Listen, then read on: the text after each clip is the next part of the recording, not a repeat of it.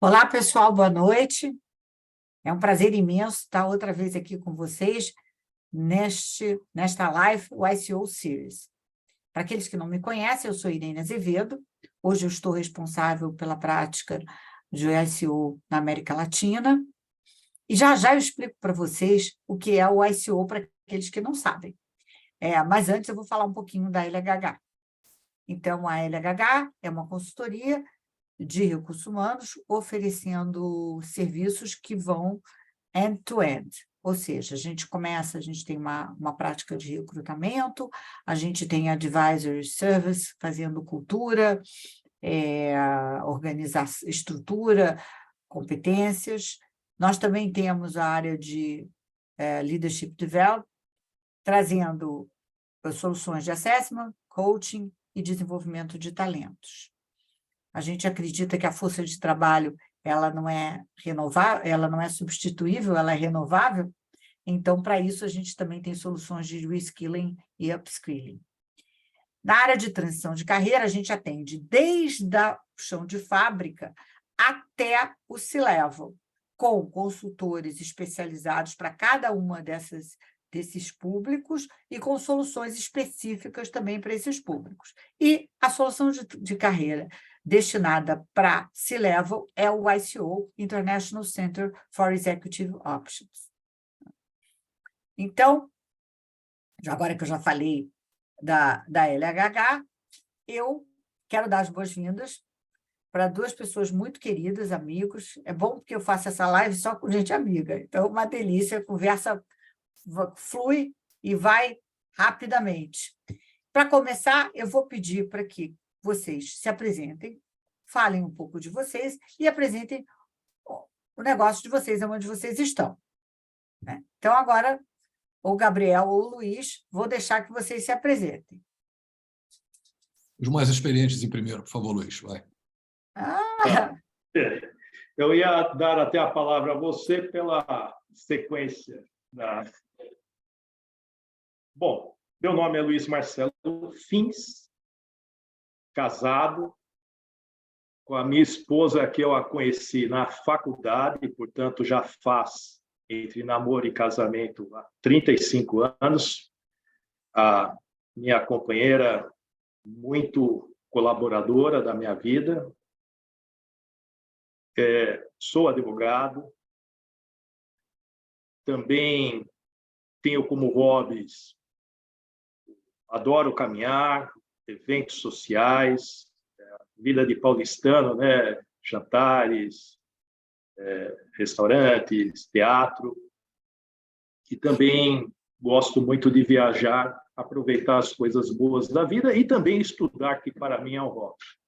Rapidamente, a minha carreira profissional, eu tive duas grandes passagens. A primeira pela Philip Morris, e depois eu desenvolvi a minha carreira no Grupo Votorantim como executivo por 30 anos, mas tendo dentro do mesmo grupo vários empregos, na medida em que representei como head jurídico a Votorantim Metais, no momento seguinte, na diretoria de riscos na família, quando tivemos o problema de derivativos.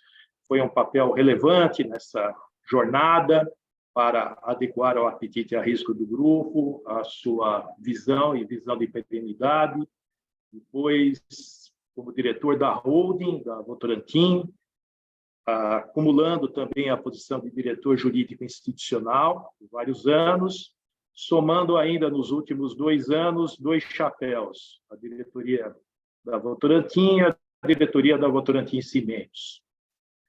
Sou apaixonado pelo que eu faço, que é o mundo jurídico, mas o mundo executivo também. Hoje já estou no escritório Aires Barreto como sócio, atuando na área tributária. É um escritório por excelência nessa área, constituído já faz 40 anos, portanto, pessoas com um enorme cabedal, a começar do seu sócio principal, que é o professor Paulo Aires, professor da USP, meus pares, a grande maioria deles como sócio, mestrado e doutorado, e também faço aquilo que eu sempre procurei fazer bem, não apenas no tributário, como a área de M&A, como a área societária, como a área de governança, de compliance, de riscos e também no sistema hoje de ESG, né? É um prazer, uma satisfação, e ainda tem um chapeuzinho lá da Votorantim, como membro, como vice-presidente do conselho, do seu negócio voltado às pessoas, ao seu patrimônio das pessoas, que é o fundo de pensão, que é a Funsegem. Rapidamente, esta é a minha apresentação a todos. Muito obrigada, Luiz. Gabriel. Eu sou o Gabriel Charbonnier, divorciado, 3 filhos, como eu disse para ele, muito feliz, namorando, muito feliz. Minha formação é administrador de empresa, fiz pós-MBA e tive a chance de terminar meus estudos lá em Harvard fazendo o OPM. Sou franco-carioca, né, morando em São Paulo há quase 19 anos. Tive a chance da Irene me ajudar numa transição de carreira não trivial, onde eu trabalhava por uma indústria muito tradicional que é de seguros, e num negócio familiar, no qual eu era muito infeliz, né, e discordava muito da evolução e da estratégia do grupo, e decidi tirar um tempo, tirar um sabático, e no meio desse sabático, que foi bastante curto, menor do que eu imaginava, tive a ideia de criar a ISA, né, uma seguradora 100% digital, focada no profissional autônomo brasileiro, cuja grande dor é não ter proteção social, né, do INSS ou do governo, né, com a uberização das profissões no Brasil e no mundo. Você tem um novo grupo, né, relevante, né, de consumidores que necessitam de uma série de proteções e uma dinâmica nova que a estrutura trabalhista tradicional não se encaixa mais. Então, eu tomei a coragem de empreender. Agradeço muito a Irene nas nossas conversas muito embrionárias há 4 anos atrás. E hoje eu estou aqui conversando com vocês aí. Atingimos mais de 350 mil clientes aqui no Brasil. Então, as noites poucos dormidas estão valendo muito a pena. E obrigado pela oportunidade de estar aqui de novo, conversando aqui, Irene, e me considerar aqui para esse painel aqui e poder dividir com o Luiz, que é uma pessoa que tem uma história de sucesso incrível. Muito bom. Nós estamos falando sobre carreira, né? Eu só queria falar para todo mundo que está aí nos vendo que vocês podem fazer perguntas pelo chat. A gente não pode, vocês não podem falar, mas eu posso conversar com vocês. Então, por favor, fiquem à vontade de colocar as perguntas no chat. Para a gente começar, como a gente está falando sobre carreira, eu queria perguntar para vocês, é uma curiosidade, assim, eu tenho algumas perguntas que são de curiosidade. Vocês acham, como é que esse início de carreira de vocês pode ter influenciado até esse momento em que vocês estão hoje numa carreira mais empreendedora? Porque, na verdade, até quem está no escritório de advocacia é um empreendedor, porque ele está conduzindo o seu próprio negócio, né? É de uma outra forma, diferente do que você que montou a sua empresa, mas tem as carreiras são empreendedoras, né? Cada um empreende de uma forma. Então, eu queria entender de vocês, e aí agora, não sei quem é que vai falar primeiro, como é que o início da carreira de vocês pode ter influenciado vocês a vocês chegarem até aqui? Agora é o Gabriel, como ponto diplomático, Gabriel. Irene, eu acho que o começo de carreira foi aquele começo de carreira que no currículo ficava bonito, né? As pessoas falavam o que eu tinha que fazer, o que era bom para a minha carreira, né? Eu fui começar minha vida em auditoria. E nada contra os auditores, mas eu não tomava Lexotan para dormir porque eu era muito infeliz. Contabilidade não era uma praia minha, mas era uma coisa que era tida boa dentro de um currículo de carreira. Eu diria que isso teve um impacto de me ajudar a entender o que é uma empresa, né, de uma visão mais financeira, entender os prós e contras, ter uma visão do todo e me dar uma sensibilidade. E aí depois eu fui seguindo a carreira. E, no fundo, meu teste vocacional não era ser seletista, né, era ser mais empreendedor, porque por onde eu passei eu sempre tentei evoluir né, processos, áreas e criar produtos novos e muito questionador. Então eu tinha isso dentro de mim. Só faltava a questão da oportunidade e daquele empurrãozinho da coragem. E no final você acaba tendo um ciclo, né?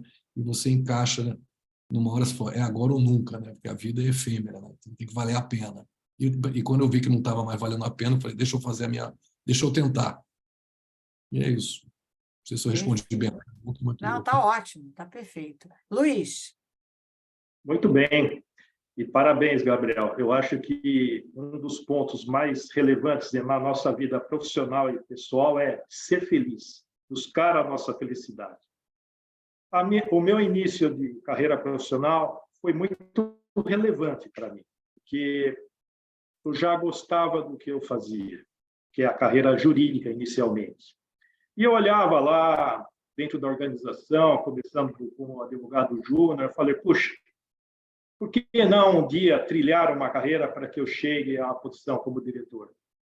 E isso me inspirou muito pela cultura e os valores absolutamente éticos e o clima organizacional que eu tive com o grupo. Eu participei de todas as evoluções das governanças. A época que o acionista era diretor, a época de uma holding constituída para nivelar as melhores práticas por cada uma das empresas. E, com isso, eu aprendi muito o desenvolvimento da minha carreira, pela disciplina, pela resiliência. A gente paga um preço por fazer a mais, mas trazendo já dentro desse contexto do desenvolvimento da carreira, todos nós passamos a adquirir inúmeras habilidades que são muito relevantes para esse passo adiante. Porque você está num departamento, você tem que ter um departamento que traga resultado, bons indicadores de performance, resultado que você traz à organização. Eu fazia um balanço do jurídico, do contencioso, ações ativas, passivas, qual era o resultado final, tinha que agregar valor dentro do apetite a risco da organização. Alianças, eu acho que o meio corporativo é muito rico para criarmos alianças internas e externas. Eu acho que o network que se forma pela carreira profissional de cada um, isso é um ativo intangível muito relevante, e todas as práticas que possamos contribuir internamente e externamente, em políticas, em boas práticas. Então, é um somatório da mochila que a gente carrega ao longo do tempo, até se chegar ao momento como o Gabriel decidiu, e a gente sempre fala em ciclo da vida profissional. Existe o famoso ciclo, que a gente vai renovando e renovando com os nossos objetivos, buscando o quê? Ser feliz, fazendo aquilo que a gente gosta e que se realize. Muito bem, Luiz. Aqui tem a Paula, que escreveu dando parabéns para o Gabriel por ter empreendido determinação e foco. Então, eu sei que você já tocou, Gabriel, nisso, mas como é que foi esta decisão mesmo de empreender? E depois eu vou perguntar para você, tá, Luiz? Eu vou começar com o Gabriel, só porque você acabou de falar. Tá? Eu trabalhava numa empresa de uma estrutura muito grande, de mais de 5.000 colaboradores, e tentava empreender na empresa, mas não era possível por questão de cultura, estrutura, orçamento, e até o dia que eu entendi que a questão não era a empresa, era eu de tentar empreender, e me faltava aquela coragem, né? E aí eu fui fazer um curso fora, fui estudar, e quando eu cheguei para fazer o OPM, me deparei com 120 empreendedores e eu, exagerando um pouco, né? E eu olhava aquelas pessoas que tiveram a coragem de criar do zero e falou, vai que dá, o famoso vai que dá, e eu era muito mais pé no chão, planejado, né? Eu passava 80% do planejamento, fazia o planejamento, 20% execução. E eu conheci todo mundo que falava, é 20% planejamento e 80% execução. E na hora que me pediram o que eu deveria fazer, né, de apresentar um projeto, na hora que eu botei no papel e vi o que eu sabia fazer, o que eu queria fazer, e que me deu aquele frio na barriga que fazia sentido, né, e vi que havia uma realização ali a ser feita, uma dor, né, para o consumidor que poderia ser resolvida, eu dei um declique na cabeça, né, deu aquele estalo e falou assim, nossa, e fui. E, então não é uma questão muito racional. Se você pensa demais, você não empreende. Você não empreende. Porque o racional te faz ficar jogar na defensiva, né? Então, e na hora que você fala, eu consigo fazer isso, e você cerca de pessoas competentes para fazer isso, e no final, né, você tem que encontrar pessoas mais competentes que você para executar ou compartilhar a sua visão e trabalhar como um time. E tive a sorte, ao longo da minha carreira, de conhecer pessoas N vezes mais competentes e intelectualmente evoluídas do que eu, e que, quando eu fui conversar, eu deixei algum legado positivo profissional e aí a coisa começou a andar. Então, a Cássia aqui está falando, o racional te leva para o CLT. Concordo, Cássia. O racional você joga parado e joga com aquela vida, né? Carro, casa, trabalho, né? O metrô, casa, trabalho, aquela vida que você fica preso ali num sistema que faz sentido. E as pessoas mais realizadas que eu conheço de vida são aquelas que empreenderam. Interessante isso, né? Viveram seus sonhos. É verdade, porque hoje em dia, no contexto de trabalho em que a gente vive, nem esse CLT é algo que a gente visualize como para sempre, né? Então, mas é o que a gente conhece, né? Então, é o quentinho, né? Eu vou no quentinho, aquilo que eu já conheço está quentinho, então eu pego e vou. Muito bem, obrigada, Gabriel. Luiz, agora eu conheço um pouquinho a história do Luiz, mas eu queria que você contasse como é que foi essa decisão de empreender. Bom, primeiro, eu já tinha como convicção pessoal que eu não gostaria de me aposentar dentro da empresa. Eu acho que o importante é você ter os ciclos bem cumpridos, com boas entregas, que é o seu legado, e ter o próximo passo. E tive a felicidade de ter todo o trabalho com apoio da Irene como transição de carreira.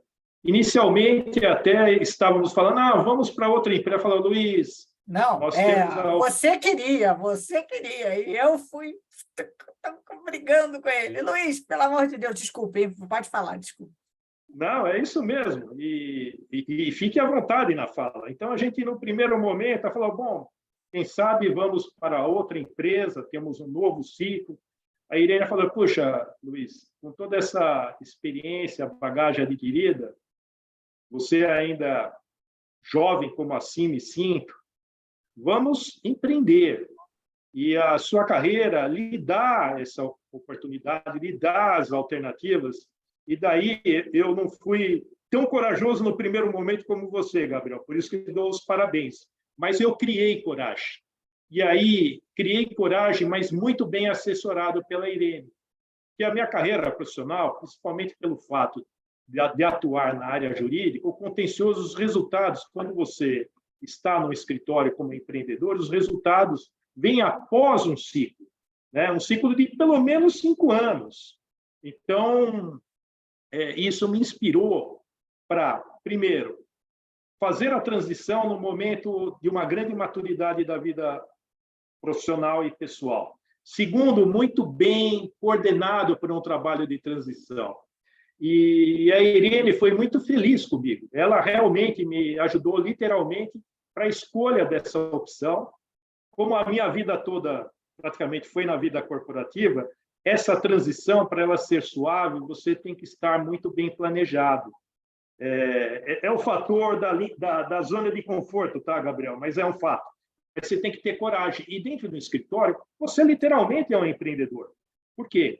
Você vai trazer os clientes, você vai ter o faturamento, você tem que somar a uma sociedade, né? Então, não é apenas aquela sociedade de trabalho, em hipótese alguma. Você vem para somar faturamento, somar resultados.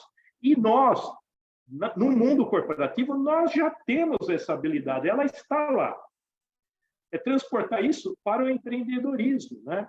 Então, aqui, eu sempre serei muito grato à Irene, a escolha foi muito feliz, e hoje eu posso realizar muito mais coisas dentro da minha felicidade do que eu podia antes, adequar o meu tempo ao trabalho, a significação em trabalhos sociais, que eu sempre gostei, em políticas públicas, por entidades de classe, uma advocacia de pro bonos. Então, eu estou plenamente realizado nessa nova etapa.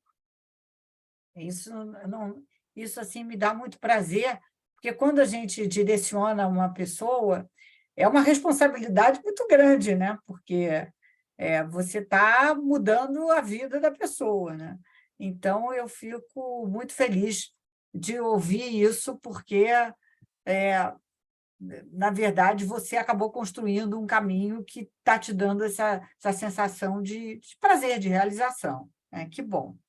Agora, eu queria perguntar para vocês que fato, se vocês têm algum fato na carreira de vocês que surpreendeu vocês e qual foi o aprendizado desse fato? Eu tenho um fato que para mim foi muito relevante. Eu trabalhava com uma seguradora de saúde e um dia eu li no jornal que uma empresa, uma grande construtora, que era cliente não tão grande dessa seguradora,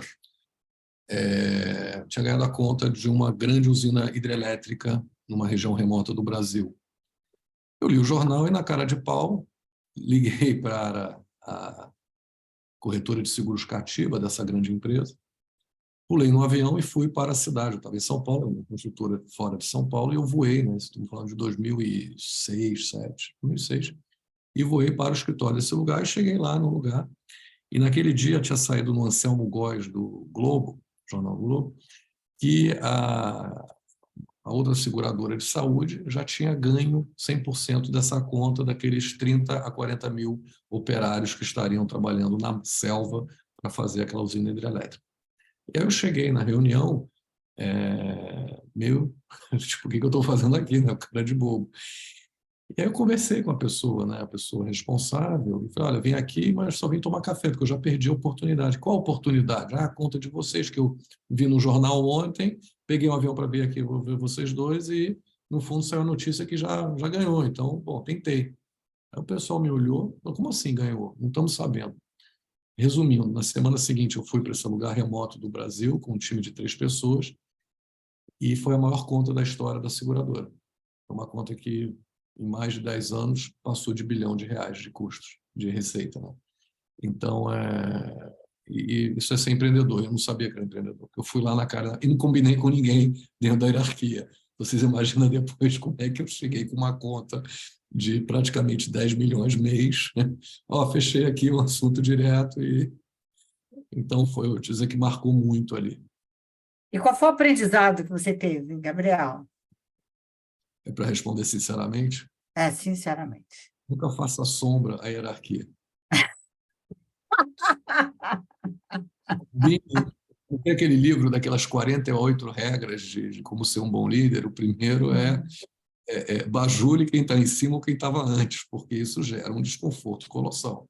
Como é que um cara de 28, não devia ter 29 anos, 29 anos, fechou uma conta desse tamanho dentro de uma empresa centenária, sem que ninguém tivesse ali envolvido, ou que tivesse acreditado, né?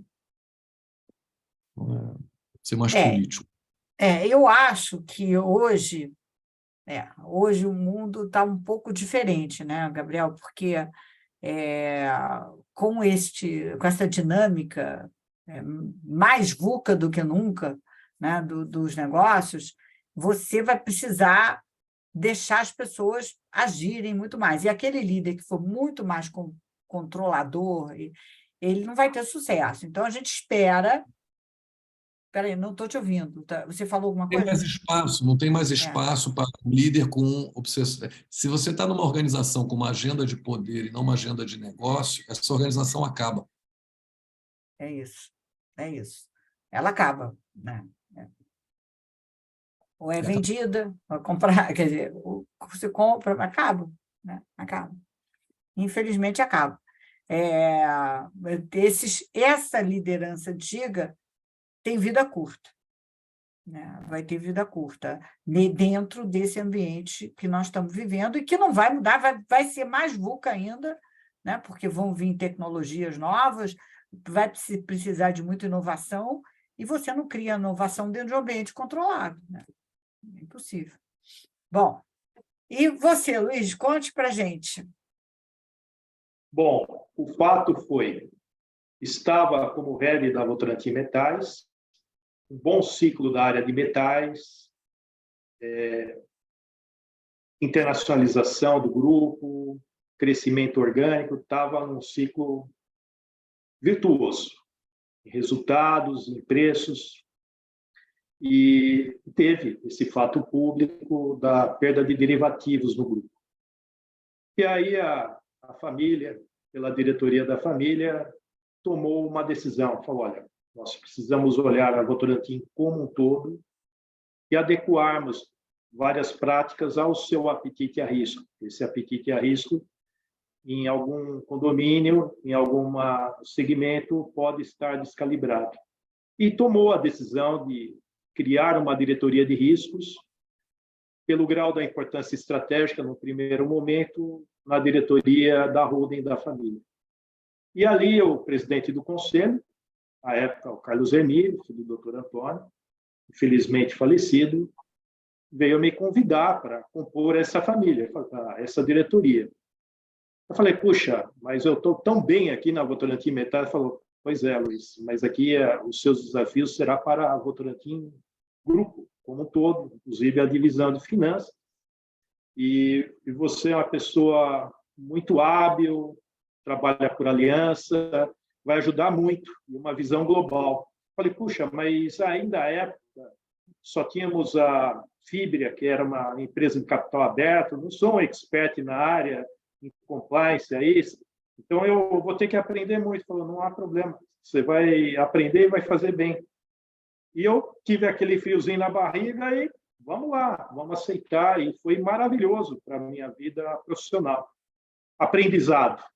E que isso eu levo para a minha vida. Eu nunca vou me arrepender pelo que eu fiz, mas eu vou me arrepender pelo que eu não fiz. Era uma oportunidade que estava passando na minha frente. Se eu dissesse, olha, eu não aceito o convite, eu estaria tendo uma restrição da camada do grupo. Eu estaria representando 30%, que é a Votorantim Metais, na medida em que eu ganhei muitos outros desafios, olhando para a Votorantim como um todo. E foi um fator decisivo para a continuidade da minha ascensão profissional. Então, isso eu levo para a minha vida. Tomei aquela coragem, viu, Gabriel? Decidi. A segunda da transição, a Irene me ajudou. Ela fala, vai, Luiz. E a segunda, com todos os medos que uma pessoa tem quando vai empreender, e o Luiz é uma pessoa muito consciente com o dinheiro dele, né? Muito, né? Eu diria até, posso falar, Luiz? Posso À vontade, falar? lógico, está aqui aberto. Um pouco pão duro.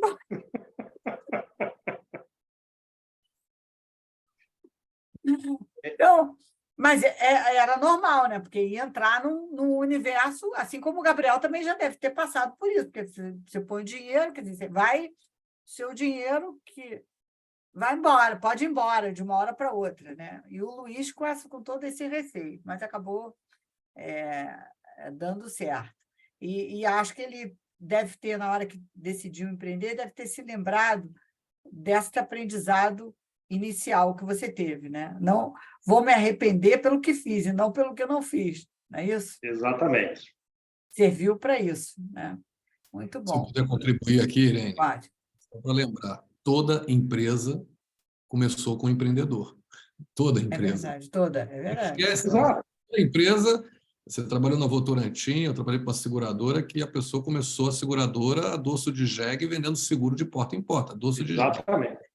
Né? De doce de jegue, hein? A Jegue começou lá no Nordeste. Sabe? Então, são pessoas que foram e falaram, vai que dá. Vira um problema, vira uma oportunidade, e aí depois conseguiu evoluir, gerir, trazer pessoas para administrar. É isso, está certo, perfeito. Agora, uma perguntinha capciosa, né?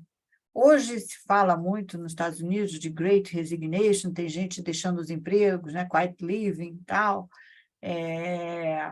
A gente até fez uma pesquisa mostrando o que levava as pessoas a mudar de emprego, e foi um negócio até muito curioso, porque hoje em dia tem uma camada da população, principalmente os mais jovens, que antes a gente não via essa resposta, que o salário era um motivador para você mudar de emprego. Antes você não via isso, porque eu acho que as pessoas tinham um pouco mais de segurança nos seus empregos, né? Então, você não via essa essa saída. Hoje, como a coisa está mais fluida, vamos chamar fluida, eu acho que as pessoas estão, pelo menos essa garotada, né, esse pessoal mais jovem, eles tomam mais facilmente essa decisão só pelo salário. Então, eu queria saber de vocês, se vocês, onde vocês estão trabalhando, vocês percebem isso, e vocês também, vocês têm ressignificado? Houve alguma coisa que ressignificado o trabalho? Eu acho que o pessoal hoje, Irene, aquela coisa de você ser mentalidade de operário, que era a mentalidade que dominava no planeta, né, por medo de perda de renda e de sobrevivência, a pessoa mantinha um padrão e tudo, está acabando. Antes você tinha uma certa mobilidade, né, porque você procurava um emprego, você fazia carreira, mas está acabando. Eu estou empreendendo. Na ISA somos 44. É muito difícil você motivar uma pessoa, principalmente durante o Covid, pós-Covid, onde todo mundo quer ficar em casa. E é uma mentalidade de tarefa. A pessoa cumpre tarefa. Eu tenho um checklist aqui, vou entregar, acabou. Entregar, acabou. Porque aquela questão da aspiração profissional, de fazer uma carreira e evoluir no poder socioeconômico, muitas das vezes não quer, porque é uma geração, desculpa, de pessoas muito mimadas, que nasceram em famílias de classe média ou média alta e já estão bem. Então, elas não têm aquela ambição, falta ambição. Existe também uma questão de cultura política, né? Não estou falando de política no Brasil, mas, no geral, quando você tem um Estado provedor, você não corre atrás, você não tem fome, né, de correr atrás. Então, as pessoas trocam. Tá bom, estou aqui hoje, principalmente, né, as funções de desenvolvedor de tecnologia, né, os devs, né, que é E uma mão esses de obra. daí trocam, vão para um lado, vão para o outro. Eu já tive, assim, dá para escrever um livro, assim, e trabalho com 2 ou 3 empregos ao mesmo tempo, trabalham de casa, viraram divas, são divas, e é muito difícil gerenciar. Um dev nada mais é, assim, você tem o arquiteto é o CTO, né? O engenheiro é o tech manager, tech lead, e o pedreiro é o dev. Então, sabe, se você fizer um paralelismo, só que o dev é uma mão de obra que codifica. A maioria dos gestores, como nós, eu me incluo nisso, não tem ideia da qualidade da codificação, então você fica meio, abre aspas, vendido, e você tem uma curva de aprendizado. Porque eu comecei minha carreira 20 anos atrás, eu nunca trabalhei em informática. Eu sabia qual era o produto que eu queria ter, mas a estrutura, como fazer, a gente fecha um pouco, não é que fecha o olho, vai e confia, e vê que tem uma curva de aprendizado exponencial aí. Então é muito difícil motivar, reter e desenvolver essas pessoas. Só que o que acontece com os layoffs que estão tendo de um ano para cá, a bola baixou consideravelmente. E aí, então, existe uma questão também de ciclo de maturidade. Né? Você teve aquele ciclo da bonança, festa no AP, oba-oba, dinheiro fácil, acabou. Então, agora a gente saiu da puberdade, chegamos na idade adulta, vamos dizer assim, desses perfis. Então, é isso. Estou falando muito aqui, desculpa. Não, então, você está vendo que essa ressignificação não foi tão ressignificação como falam, pelo menos agora, né? É aquela coisa, né? O vegano é aquele cara que nunca teve fome na vida, que nunca teve que lutar para encher o prato com comida.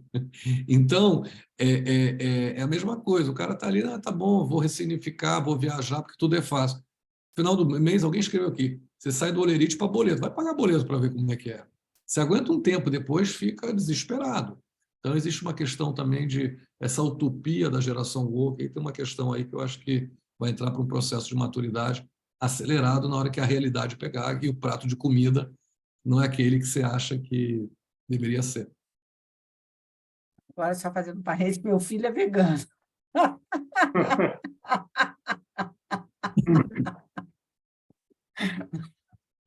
Nunca pensei nessa sua ótica, mas...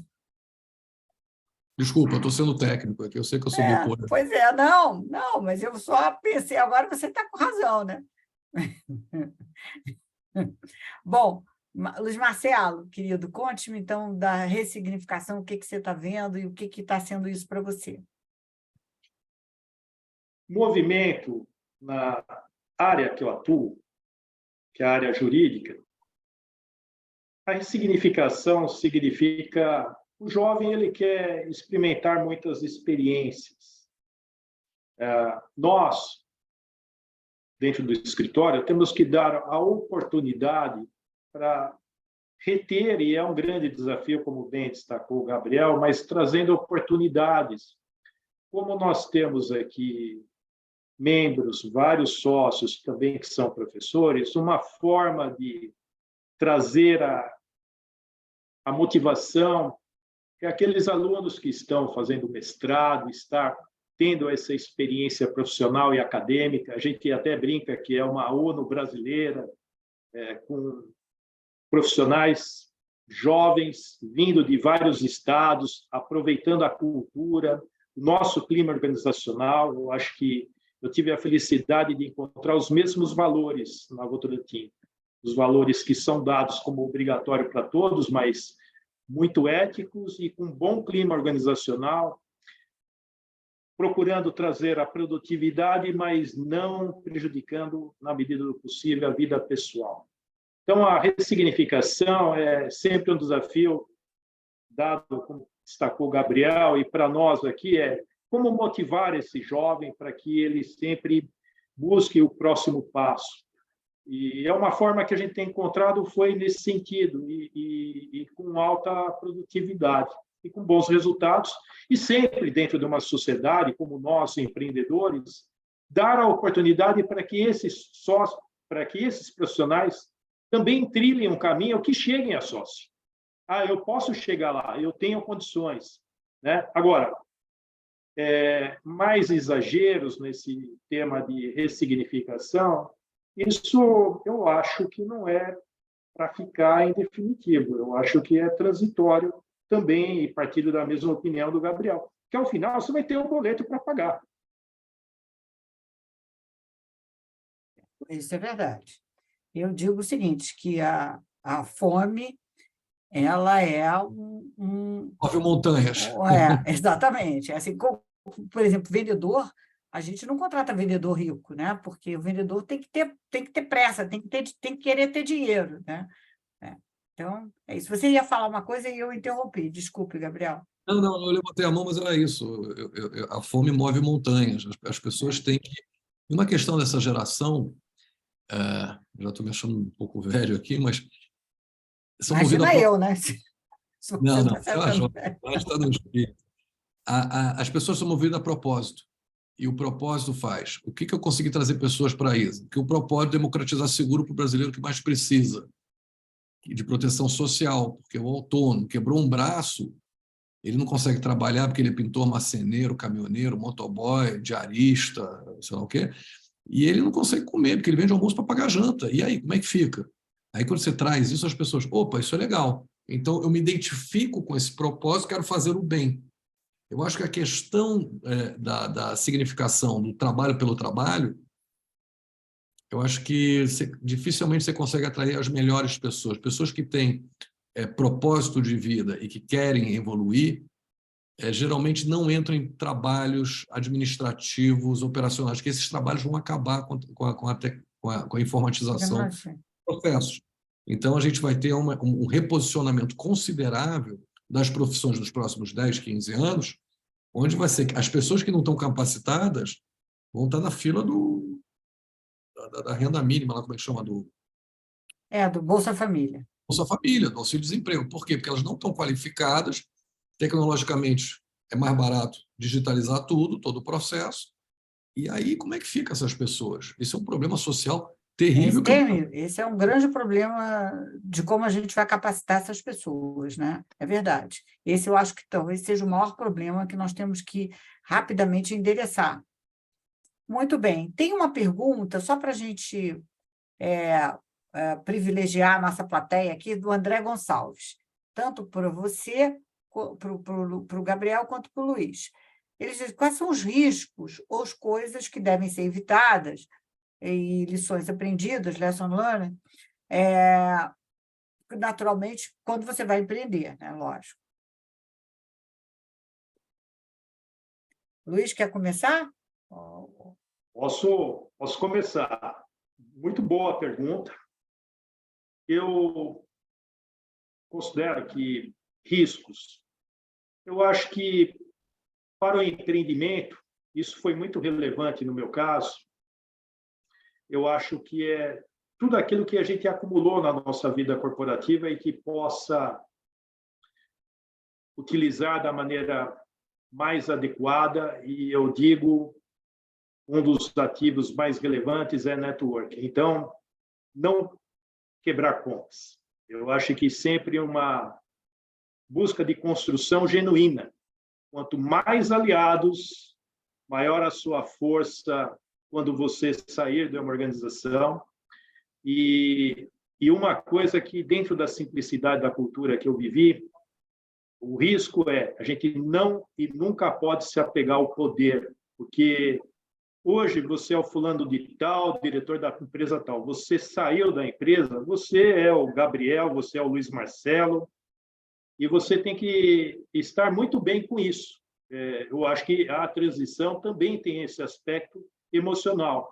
Não estar apegado ao poder, trabalhar suave, e tudo aquilo que foi construído ao longo da vida profissional vai somar positivamente a sua posição como empreendedor. Então, alianças, network, tudo aquilo que você fez de bom em conjunto com outras organizações, troca de experiências, e também esse fator que eu destaquei, de não ser suave, não estar ligado à estrutura de poder, em minha opinião, são pontos que devem estar no centro da questão e, portanto, logo, a consequência é não quebrar pontes e formar inimigos que a gente procura evitar ao longo da trajetória. E eu posso falar do Luiz que realmente, se tem uma característica dele que é marcante, ele é uma pessoa relacional. Ele leva as amizades para sempre. Né? E eu já atendi, por acaso, algumas pessoas que trabalharam na Votorantim e sempre falavam dessa característica do Luiz Marcelo. Então, que era uma pessoa relacional, que estava sempre disposto para ouvir as pessoas e conversar. Esse é um ativo. Né? Ok. Desculpem, Gabriel, eu interrompi, mas eu queria fazer esse relato. Respondendo a colocação, assim, esse é um ativo que eu estou aprendendo a desenvolver e que eu não tinha. Muito irrequieto, muito acelerado, ansioso, então um certo grau de maturidade minha ao longo da minha carreira, que é algo que me prejudicou muito. E eu concordo plenamente com o Luiz. Você acaba criando inimigos, você nem imagina, por inabilidade. E os inimigos, né, não se expõem, né? Eles só te atacam no momento que você está de fragilidade, te pegam num lugar que você nem vê de onde vem. Que é o jogo político, né? O jogo da regra de negócio. E a questão das pontes é essencial. Eu acho que, se eu pudesse voltar atrás, eu teria feito muita coisa diferente, principalmente, como eu abri aqui o painel falando, olha, eu fechei a maior conta da história, esqueci de combinar, porque eu estava obcecado pela coisa e não enxergava o todo.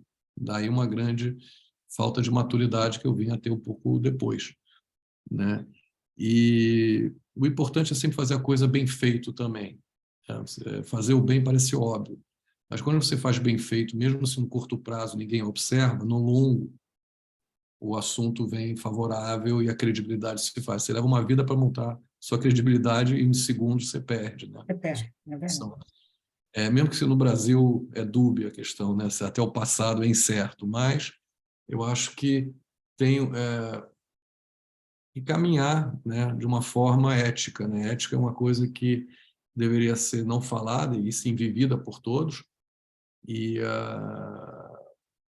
isso tem me ajudado muito, né? A minha ética sempre não me permitiu fazer coisas que sempre vi à minha volta, e o Luiz também. E isso, às vezes, você fala, poxa, mas isso aqui ganharia 6 meses ou 2 anos de receita? Não, porque no curto prazo isso também pode ser bom, só que no longo você se destrói. Então, as duas coisas. Faça tudo com ética e não rompa pontes. E às vezes você rompe pontes por imaturidade, não por maldade, né? E aí, difícil. Seu ponto é muito bom, Gabriel. A questão ética,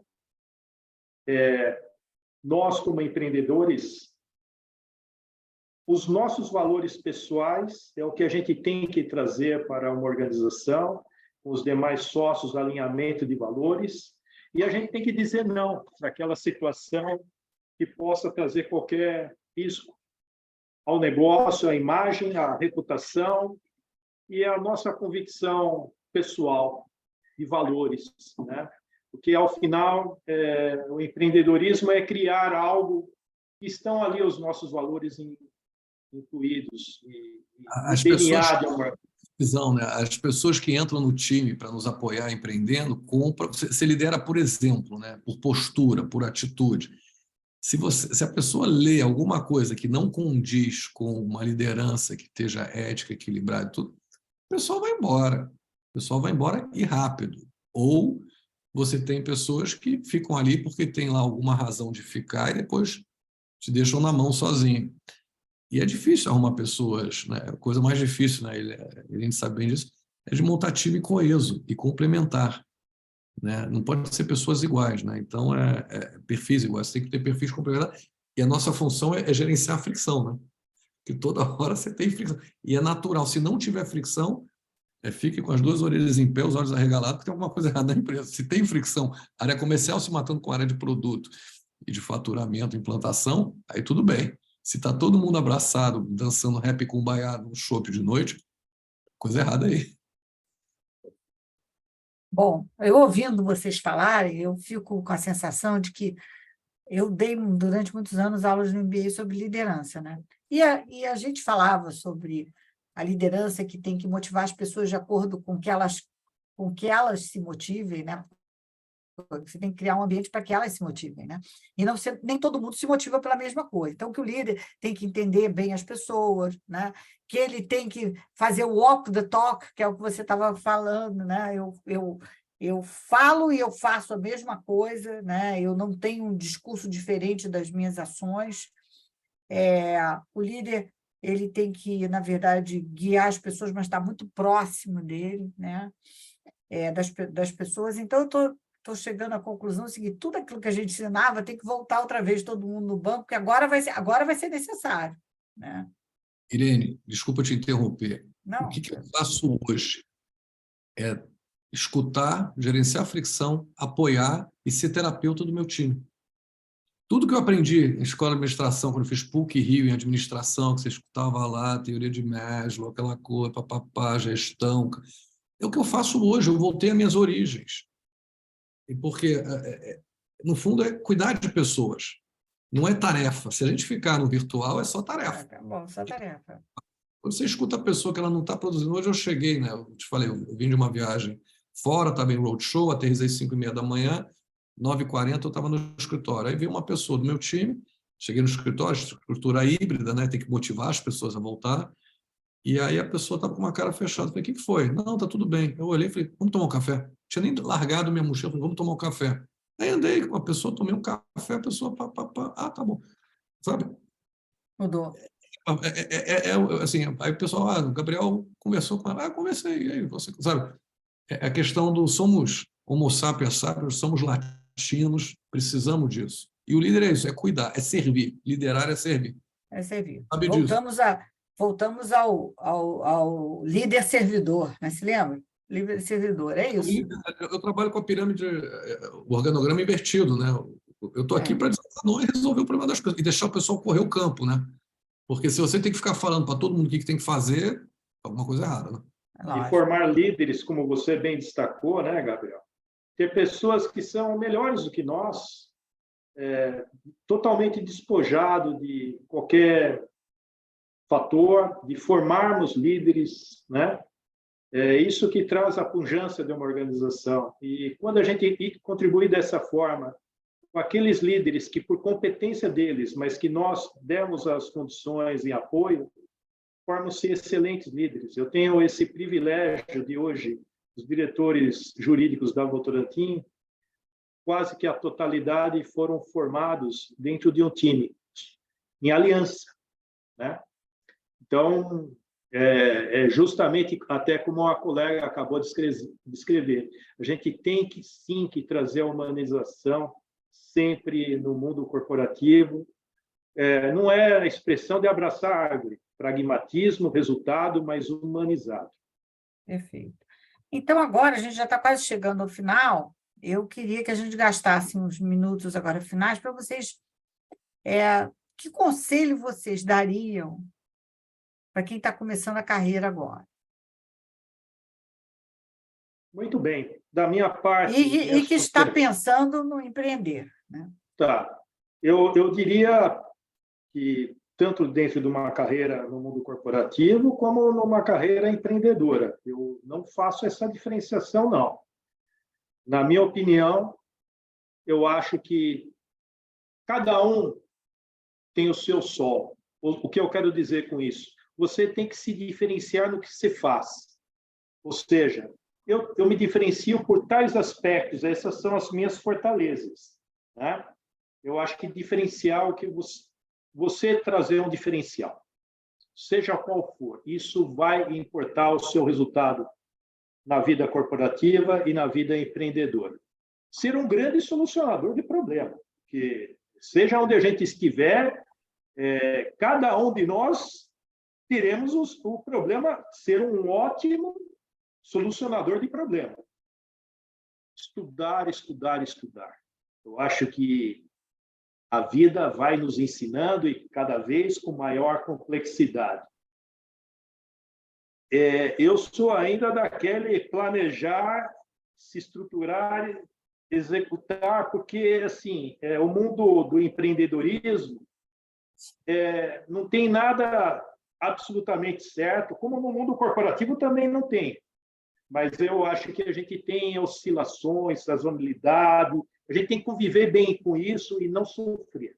Acho que é muito relevante. Acostumar a essa vida empreendedora, pode ser o céu ao limite, pode ter momentos de crise, temos que superar.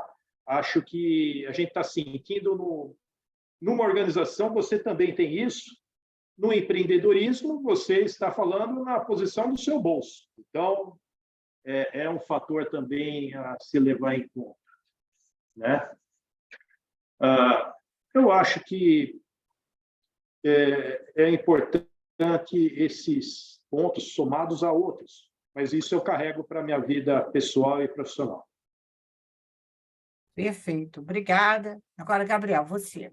Qual o conselho que eu dou para a pessoa que está no começo da carreira ou quer empreender? Primeira coisa, viver é difícil pra caramba. Não acho que a vida é um longo rio tranquilo, reto, gostoso, harmonioso.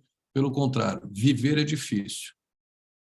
A não ser que você queira ser uma anêmona e vai seguindo o ciclo e vai arrumar um emprego e fica ali infeliz a vida toda. Ou seja, você não vive, você existe. Então, existe uma diferença entre existir e viver. Minha sugestão, todo mundo vive porque é a única coisa efêmera e evento certo que um dia você vai morrer. Então tem que valer a pena.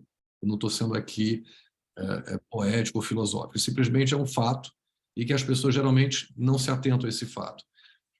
Começo de carreira. Tenha certeza do que você não gosta de fazer e não faça. Escolha alguma coisa que você goste de fazer e faça ele bem. Parece meio óbvio, mas você fará bem e aí você vai ter a criatividade de encontrar formas de fazer outra coisa. Você quer empreender? Encontre um problema para os consumidores que você possa resolver e aí você começa o teu negócio. Não comece um negócio sem saber qual o problema que você está resolvendo. Você tem que ter isso muito claro. Qual que é a dor daquele consumidor que você está resolvendo? Na hora que você encontrar uma solução para uma dor do consumidor, aí começa o negócio. Tá? Porque não é óbvio. Eu comecei a ISA achando que uma coisa e até um momento que eu falei, cara, eu estou repetindo o que existe aí. Aí eu fui me reposicionar olhando dor do usuário final, qual o mercado, qual o tamanho desse mercado e como eu posso resolver e testar. E aí você vai, feito bola de neve, e depois de 26 meses em operação, estou aqui. Se você não entende a dor do cliente e como você pode resolver, nem seja... Trabalhe dentro de um departamento, um subdepartamento, você não vai conseguir. Só que todo mundo é capaz, simplesmente vale a pena tentar. Não exista viva, toque tua vida que vale a pena. E procure felicidade, né? Porque felicidade não é joie de vivre. Felicidade é sanidade, né? Você ter uma clareza que você está alinhado com seus princípios e valores, e aí vai. Muito bom, muito bem. Estamos realmente chegando ao final. Eu queria que vocês, então, se despedissem e depois eu encerro Foi rápido, né? Passa rápido, a gente nem percebe, né? Passa muito rápido. Então, uma delícia de papo. Mas eu agora deixo vocês, então, só para se despedir, e aí eu faço o fechamento final, tá bom? Pode falar, Luiz, que o Gabriel acabou de falar, né?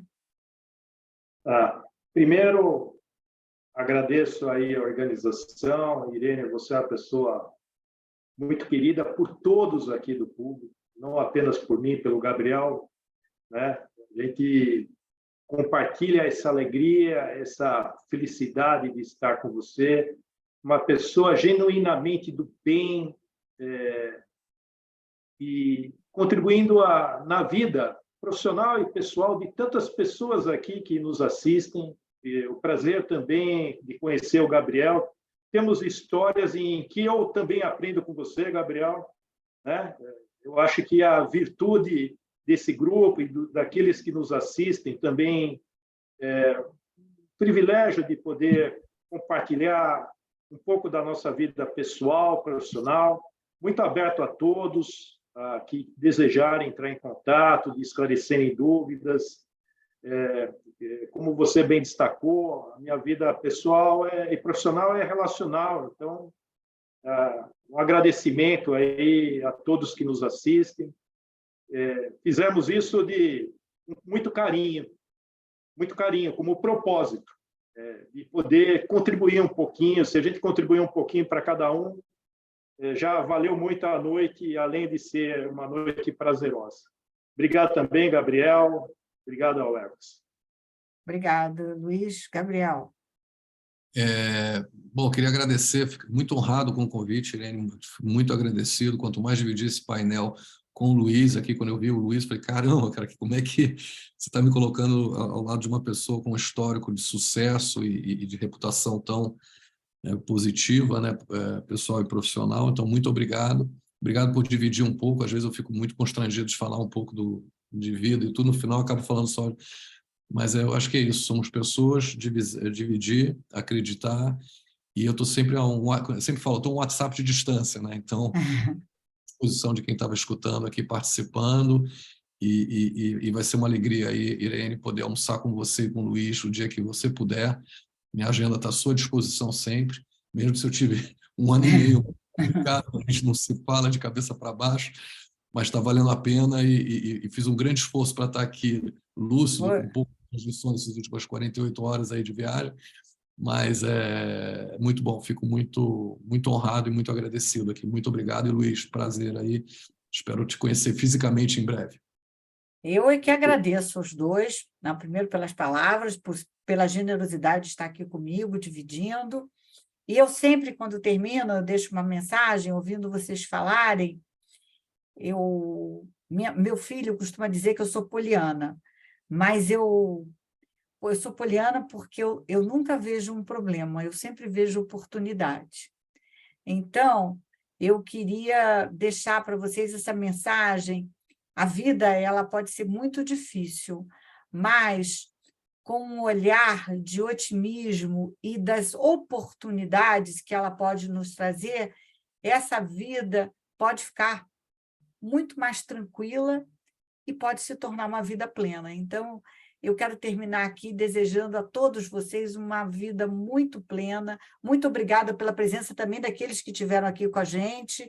Um grande beijo a todos e eu vou marcar o nosso almoço, tá bom? Beijão, tchau. Muito obrigado. Tchau. Boa noite. Tchau, tchau. Boa noite. Boa noite Tchau. a todos. Tchau, tchau. Tchau, boa noite.